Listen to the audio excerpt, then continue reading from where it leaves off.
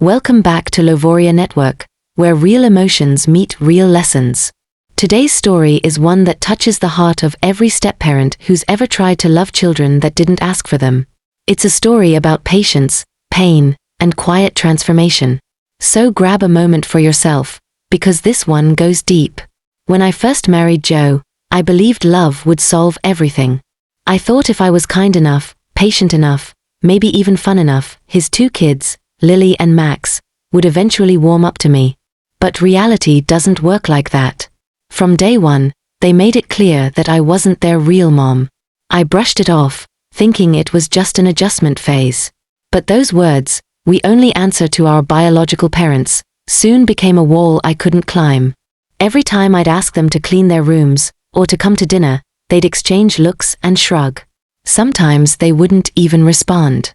Joe tried to mediate, but he didn't want to push too hard. He wanted peace. I wanted belonging. And somehow, between the two, I got lost. I remember standing in the kitchen one evening, watching Lily scroll on her phone while Max laughed at some video. I asked softly, "Could you two please help me set the table?"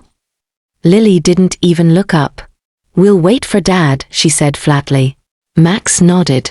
I smiled tightly, pretending it didn't sting, but inside I felt like glass cracking under pressure. I wanted to scream. I wanted to tell them that I wasn't their enemy, that I loved their father enough to want to love them too.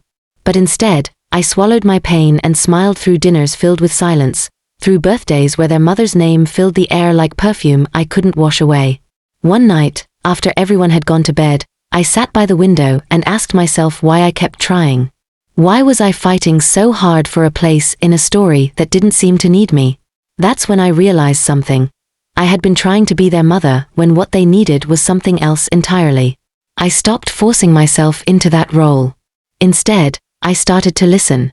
When Lily came home upset from school, I didn't give her advice. I just sat beside her. When Max wanted to play video games, I didn't remind him about homework right away.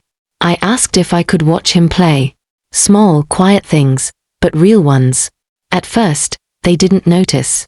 Then one day Lily asked, "Why aren't you telling us what to do anymore?" I smiled and said, "Because you already have parents who do that. I'm just here if you need another person in your corner." Her eyes softened, just a little. And for the first time, she didn't roll them. Joe noticed the change too. The house felt lighter. There were still awkward moments, but fewer. I wasn't trying to prove anything anymore. I had changed, not to please them, but to protect my own heart and find peace within this complicated love. Weeks later, Lily knocked on my door one night. She stood there, shyly holding a mug of tea. "You look tired," she said, "so I made this." My throat tightened. I thanked her quietly, knowing that a simple cup of tea meant more than any grand apology ever could. And Max, the boy who used to barely look me in the eye, asked me to drive him to a soccer game because Dad's working late, and you're the only one I trust to be on time. I smiled the whole way there, even when he didn't talk much. It wasn't about the silence anymore. It was about being included. Through this, I realized something powerful. Love doesn't demand to be acknowledged, it simply is. It shows up, over and over, without keeping score. My stepchildren taught me that family isn't just about sharing a last name or DNA. It's about the quiet choices to stay, to show up, to care. One evening, as we all sat watching a movie, Lily leaned her head on my shoulder. Just a simple gesture, but my heart swelled. Joe caught my eye and smiled, his look saying what words never could, "You did it." I didn't do it by being perfect. I did it by changing my expectations. I learned to stop measuring my worth by how they saw me. Instead, I became the person I wished they'd someday see, patient, kind, and steady. It took time. So much time. But eventually, "we only answer to our biological parents" turned into, "Hey, can I talk to you for a second?" And that's all I ever wanted. A voice in their world, not as a replacement, but as someone who cared. Now, when I think back to that first painful dinner, I don't feel resentment. I feel gratitude. Because without that heartbreak, I never would have grown into the version of myself that exists today. Calm, patient, and genuinely at peace.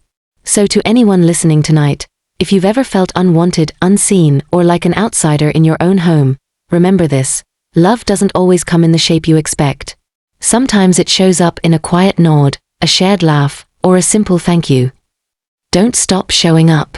Change if you must, not to win anyone over, but to free yourself from bitterness. And if your story feels heavy right now, hold on. Because one day, you'll look back and see that the love you gave didn't go unnoticed. It just took time to find its way home. Thank you for watching Life Stories Network. If this story touched your heart, don't forget to like, share, and subscribe. Because somewhere out there, someone needs to hear that it's okay to change, and that love, real love, is never wasted.